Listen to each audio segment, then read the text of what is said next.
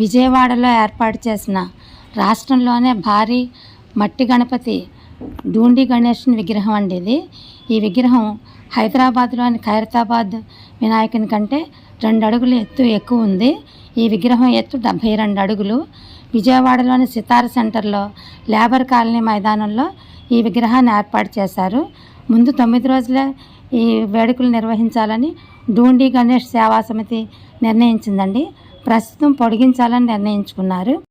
విజయవాడ వరదలు ముంచెత్తడంతో 900 అడుగుల foot over బ్రిడ్జిని నిర్మించి మరీ భక్తులు వచ్చేలా మార్గాన్ని వేశారండి.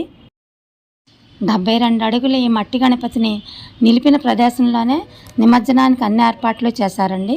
విగ్రహం నిర్మించిన సమయంలోనే లోపలి వైపున ప్రత్యేక జల్లుల నీళ్లు పడేలా పైప్ లైన్లను అమర్చారు.